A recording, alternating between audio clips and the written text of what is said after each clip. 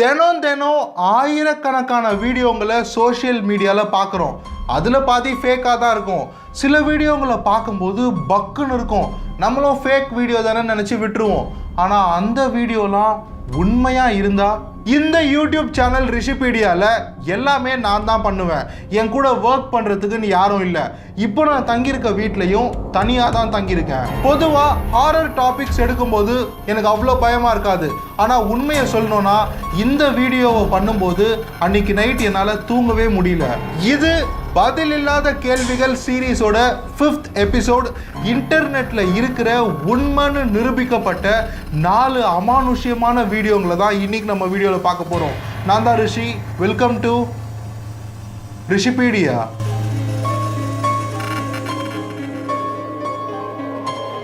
James ராங்கின்னு ஒருத்தர் அவரோட காரில் காட்டுக்குள்ளே போயிட்டே இருக்கும்போது தூரத்தில் யாரையோ பார்த்தா மாதிரி ஃபீல் ஆச்சுன்னு காரை அங்கேயே நிறுத்திட்டு காட்டுக்குள்ளே 3 கிலோமீட்டர் நடந்து போகும்போது அவர் சுத்தமாக எதிர்பார்க்காத ஒரு விஷயத்தை பார்த்தாரு.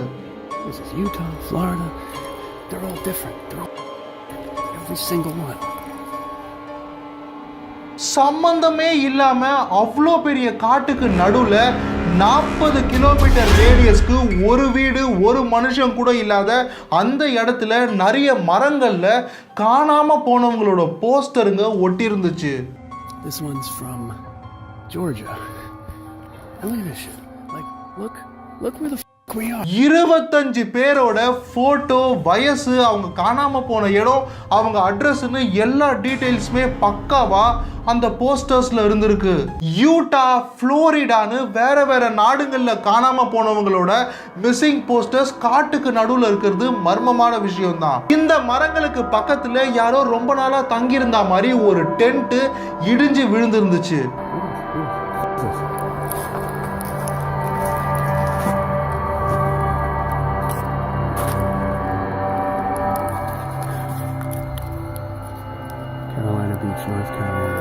அவர் அங்கிருந்து வந்த அப்புறம் அந்த மிஸ்ஸிங் போஸ்டர்ஸ்ல இருந்தவங்களெல்லாம் செக் பண்ணி பார்த்தப்போ அவங்க எல்லாருமே பல வருஷம் முன்னாடி காணாம போனவங்க, இப்போ வரைக்கும் திரும்ப கிடைக்காதவங்க. அந்த டென்ட்டை ஜேம்ஸ் ராங்கின் என்னதான் இருக்குன்னு பார்க்கலான்னு கிட்ட போனப்போ யாரோ தூரத்துல இருந்து பேசுற மாதிரி விஸ்பரிங் சவுண்டுன்னு சொல்லுவாங்க, அது கேட்டிருக்கு. பிளஸ் யாரோ இவரை துரத்திட்டு வந்த மாதிரி ஃபீலிங் இருந்ததுனால உடனே அங்கிருந்து ஓடி போய் அவரோட கார் எடுத்துக்கிட்டு அந்த காட்டை விட்டே போயிட்டாரு. அந்த டென்ட்ல அவ்வளோ பெரிய காட்டுக்கு நடுவில் தங்கியிருந்தது யாரு? அவருக்கும் இந்த போஸ்டர்ல இருக்கிறவங்களுக்கும் என்ன சம்பந்தம்? ஒருவேளை இவங்கெல்லாம் காணாம போனதுக்கு காரணமே அவர் தானான்னு யாருக்குமே தெரியல. ஃபேமஸ் யூடியூபர் ரூப்ஸி, அவரோட யூடியூப் சேனல் கேம்ஸ் ஆடுறதுக்காகவே ரொம்ப ஃபேமஸாக இருந்துச்சு. அதுவும் அவர் எப்படி கேம் ஆடுவார்னா, ஒரு வெப்கேம் ஆன் பண்ணிட்டு லைவ் செஷன் வந்துட்டு அவரோட சப்ஸ்கிரைபர்ஸ்லாம் லைவ் வந்தால் சைடில் கமெண்ட் பண்ணுவாங்கல்ல, அவங்க கூட சேட் பண்ணிட்டே கேம் ஆடுவார். இதனாலே அவருக்கு பெரிய சப்ஸ்கிரைபர் பேஸ் இருந்துச்சு. ஃபாரின்லலாம் பேபி சிட்டிங் மாதிரி பெட் சிட்டிங்னு ஒன்று சொல்லுவாங்க. பேபி சிட்டிங்னா என்னென்னா, ஒரு அப்பா அம்மா எங்கன்னா வெளியூர் போகிறாங்கன்னா அவங்க குழந்தை வீட்டில் தனியாக இருக்கும்போது அவங்களுக்கு தெரிஞ்ச யாராவது இல்லை ஃப்ரெண்ட்ஸ் யாரையாவது கூப்பிட்டு அந்த குழந்தைய பார்த்துக்க சொல்லுவாங்க அவங்க திரும்ப வர வரைக்கும். அதே மாதிரி பெட் சிட்டிங்னா ஒரு ஓனர் வெளில போறாருன்னா அவரோட பெட்டை அவங்க ஃப்ரெண்டை வச்சு பார்த்துக்க சொல்லுவாங்க. இந்த ஃபேமஸ் யூடியூபர் ரூப்ஸியும் அவரோட ஃப்ரெண்டு வெளியூர் போயிருந்ததுனால அவரோட நாயை இவர் பார்த்துக்கிறதுக்காக ஃப்ரெண்டு வீட்டுக்கு போயிருந்தாரு. அன்னைக்கு வீடியோ பண்றதுக்காக அவர் ஃப்ரெண்டு வீட்டுக்கு போறதுக்கு முன்னாடியே ரூப்ஸி அவரோட லேப்டாப்பையும் வெப் கேமராவையும் எடுத்துட்டு தான் அவர் வீட்டுக்கே போயிருந்தாரு. அங்க போன உடனே லைவுக்கு வந்து கேம்ஸ் ஆடவும் ஆரம்பிச்சாரு. அப்போ அந்த வீட்டில் யாருமே இல்லை. ரூப்ஸியும் அவரோட ஃப்ரெண்டோட நாய்க்குட்டியும் மட்டும்தான் இருந்துச்சு. ரூப்ஸிக்கு பின்னாடி இருக்கிற அந்த கதவு அதுவா திறந்து சத்தமா மூடுச்சு. But yeah, that was the tragic story of my bringing down of my dearest Lydia. Oh my. சரி, ஏதோ சும்மா ஒரு சத்தமா இருக்கும், இதெல்லாம் ஏன் சீரியஸா எடுத்துக்கிட்டுன்னு ரூப்ஸி திரும்பியும் கேம்ஸ் ஆட ஆரம்பிச்சாரு.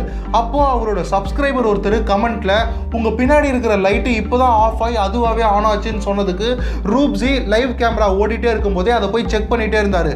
அப்போ அந்த கதவுக்கு பக்கத்துல தான் அவர் இருந்தாரு. திரும்பியும் அந்த கதவு திறந்து சத்தமா மூடுச்சு. இந்த விஷயங்களால ரூப்ஸி மட்டும் இல்லாம அவரோட எல்லா சப்ஸ்கிரைபர்ஸுமே பயங்கர பயத்துல இருந்தாங்க. கடைசியா பின்னாடி டேபிள் மேல இருந்த பாக்ஸ் அதுவாவே மூவ் ஆயிருக்கு. Like on the low key watching Like I'm watching. It's not like we needed. Guys, it's not like we needed any. அந்த பாக்ஸ் மூவ் ஆகுதான்னு ரூப்ஸியும் அவரோட சப்ஸ்கிரைபர்ஸும் கேம் ஆடுறதை நிப்பாட்டிட்டு அந்த பாக்ஸையே பார்த்துட்டு இருந்தாங்க. அப்போதான் இது நடந்துச்சு. It's not like we needed. Guys, it's not like we needed any sleep or anything. அதுக்கப்புறம் ரூப்ஸி அவரோட ஃப்ரெண்டோட நாயை கூப்பிட்டுட்டு அவர் வீட்டுக்கே போயிட்டாரு. யாரு தான் இருப்பாங்க? ஒரு வாட்டி வீட்டில் தனியாக இருந்த அலெக்சாண்டர் ஜாலியாக அவர் கையில் இருந்த கேமரா வச்சு வீடியோ எடுத்துனே இருந்திருக்காரு. அப்போ கதவு தட்டுற சத்தம் கேட்டிருக்கு. 4 வாட்டி கதவு தட்டுற சத்தம் திரும்ப திரும்ப கேட்டு ஒரு வாட்டி அலெக்சாண்டர் போய் கதவை திறக்கும் போதும் வெளியே யாருமே இல்லை. அது மட்டும் இல்லாம ஒரு வாட்டியும் அலெக்சாண்டரோட வீட்டில் கதவு தட்டுற சத்தம் கேட்கும் போது அவரோட டாகு பெட்டுக்கு அடியில் போய் சம்மந்தமே இல்லாம ஒலி ஆரம்பிச்சிருக்கு. எதையோ பார்த்து பயந்தா மாதிரி.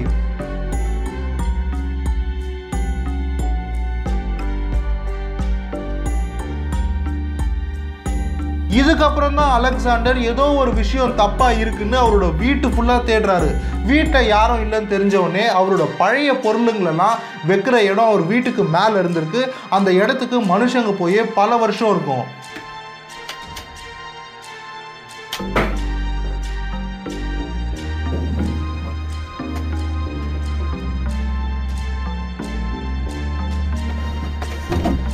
அங்கே போய் செக் பண்ணலான்னு கேமராவை தூரமாக ஒரு ஸ்டாண்டில் வச்சுட்டு அலெக்சாண்டர் எந்த சத்தம் வர மாதிரி பொருளுங்க இருக்கான்னு அங்கே சுற்றி தேடினே இருந்தார்.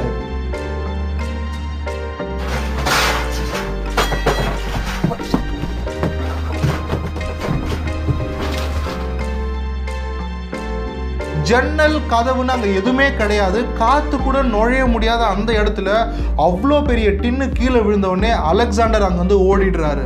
அங்கேருந்து ஓடி வந்த அப்புறம் அந்த கேமராவை போய் எடுக்கிறதுக்கு அலெக்சாண்டருக்கு தைரியம் வரவே இல்லை. அதுக்கப்புறம் ஒரு ஃப்ரெண்ட்ஸ் எல்லாம் வீட்டுக்கு வந்தப்போ தான் 1 வாரம் கழிச்சு போய் அந்த கேமராவை எடுத்திருக்காரு.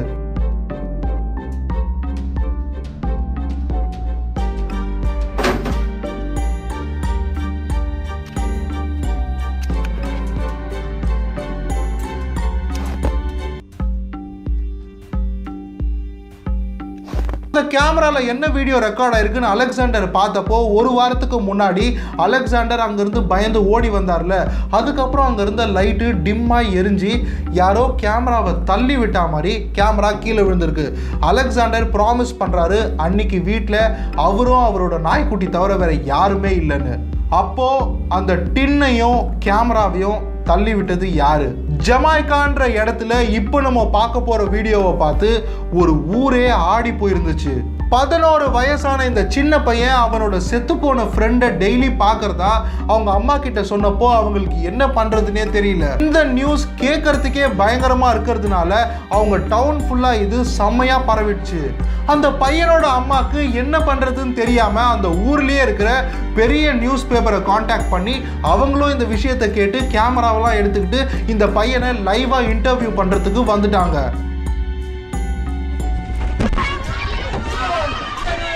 யாராவது பேய் கதை சொன்னா பேயை பார்த்ததா சொன்னா நம்ம கேட்குற ஒரே விஷயம் ஆதாரம் இருக்கான்றது. பட் இந்த லைவ் டெலிகாஸ்ட்டை பாருங்க.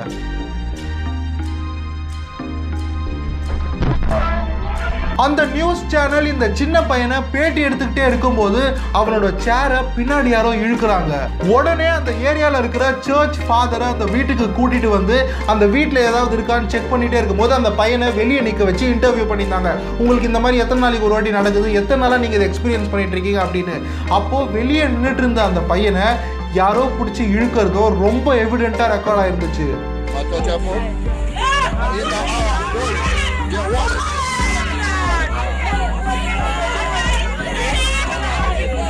அங்க நடந்த விஷயத்த அந்த கேமராமேன், அந்த பையனோட அம்மா மட்டும் பார்க்காம அந்த ஊரே லைவ் டெலிகாஸ்ட்ல பார்த்துக்கிட்டு இருந்துச்சு.